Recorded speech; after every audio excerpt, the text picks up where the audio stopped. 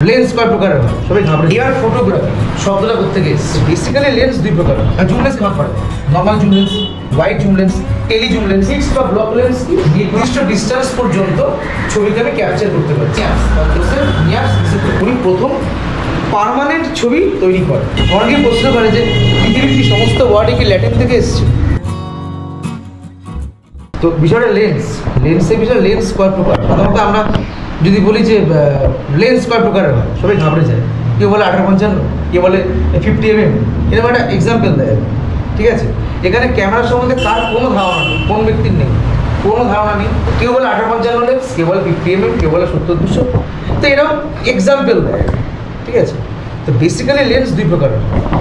Lens basically দুই প্রকারের, একটা হচ্ছে জুম লেন্স, একটা হচ্ছে ফিক্সড লেন্স। ঠিক আছে, ফিক্সড লেন্স বা ব্লক লেন্স বা প্রাইম লেন্স, অনেকগুলো নাম আছে এটা। ঠিক আছে, জুম মানে কি আমি দূরের ছবিও তুলতে পারি, কাছের ছবিও তুলতে পারি।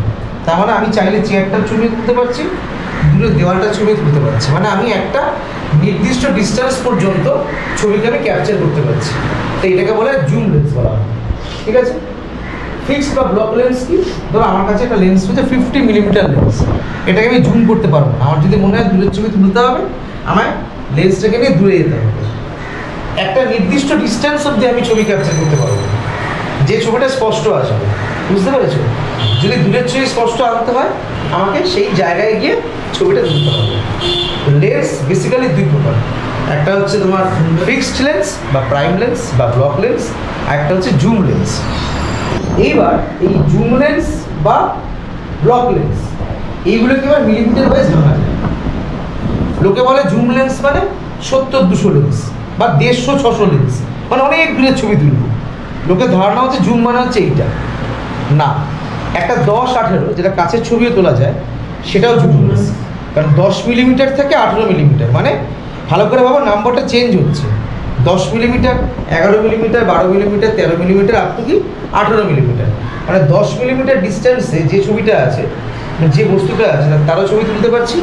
18mm আমি ব্যাপারটাকে জুম করে নিয়ে গিয়ে তুলতে পারছি। কিন্তু এখানে মিলিমিটারের সংখ্যাটা কম। যেমন তোমার কাছে লেন্স কি রয়েছে 18-140, মানে 18mm থেকে 140mm পর্যন্ত আমি ভ্যারি করতে পারবো, এটাও জুম লেন্স। তো এখানে পার্থক্য কোথায়? জুম লেন্সকে ভাগ করা যায় normal zoom lens, wide zoom lens, tele zoom lens, super tele zoom lens. তো লটস অফ ভ্যারিয়েশনস।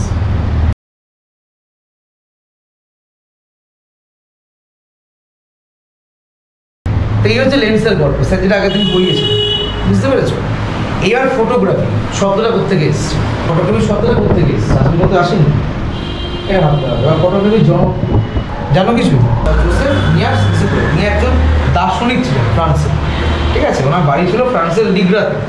লিগ্রা একটা ওদের রাজ্যের নাম, স্টেটের নাম লিগ্রাতে ছিল। তো উনি কী করেছেন, ওনাকে কেন ফটোগ্রাফির জনক বলা হয়? উনি প্রথম পার্মানেন্ট ছবি তৈরি করেন। এই যে আমরা আজকে ছবি তুলছি, ছবিগুলো প্রিন্ট আউট ভার্সন পাচ্ছি। মানে আমি আজকে আমি একটা ছবি তুললাম, 10 দিন বাদে ছবিটা দেখতে পাচ্ছি বাই হ্যান্ড বা বাই ডিজিটাল মিডিয়া দেখতে পাচ্ছি। তার মানে ছবিটা কি একটা পার্মানেন্সি এলো, একটা স্থায়িত্ব এলো। বাট মনে কর তুই কোনো একটা প্রজেক্টর দিয়ে কোনো একটা ছবি চালাচ্ছিস, কিন্তু প্রজেক্টর অফ করলে ছবিটিকে দেখা যাবে? দেখা যাবে না। তাহলে এটা কি পার্মানেন্ট ছবি? পার্মানেন্ট ছবি না, নন পার্মানেন্ট ছবি। বা সূর্যের প্রচণ্ড আলো পড়লো, একটা ছায়ার মতো রিফ্লেকশন তৈরি হলো, বাট যেই সূর্যের আলোটা চলে গেল সেই ছায়াটা কি থাকবে? থাকবে না। তাহলে এটা কি নন পার্মানেন্ট ইমেজ। এখানে অনেকগুলো ব্যাপার আছে, এটা বুঝতে হবে। What is image, what is picture and what is photograph, there is a huge difference. এইগুলো আস্তে আস্তে আস্তে আস্তে বুঝতে হবে। এগুলো পার্মানেন্ট না, এগুলো সবটাই নন পার্মানেন্ট। বুঝতে পেরেছো? যখনই পার্মানেন্সি শব্দটা অ্যাড হয়ে যাবে, তখনই সেটা কিসে আসবে? পিকচারে পরিণত হবে, তখনই সেটা পিকচারে আসবে। বুঝতে পেরেছো? তখন পিকচার, ফটোগ্রাফ এই শব্দগুলো আসবে। ক্লিয়ার?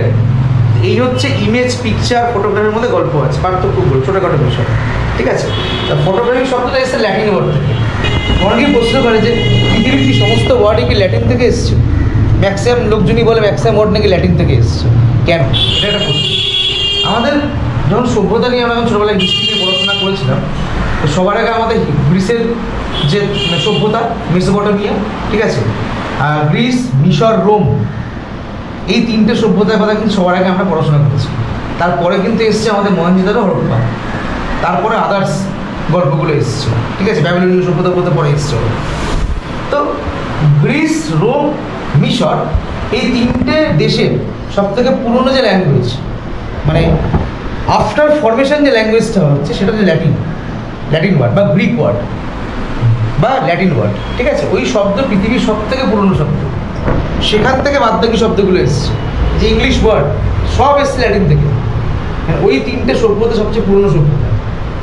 আর যদি বলে এদিকে আমাদের ইন্ডিয়ান ল্যাঙ্গুয়েজ বা আরবিয়ান ল্যাঙ্গুয়েজ সব এসছে থেকে সংস্কৃত থেকে এসছে। মেন পৃথিবীর সব থেকে দুটো পুরনো ল্যাঙ্গুয়েজ, যেটা সংস্কৃত, একটা হচ্ছে ল্যাটিন।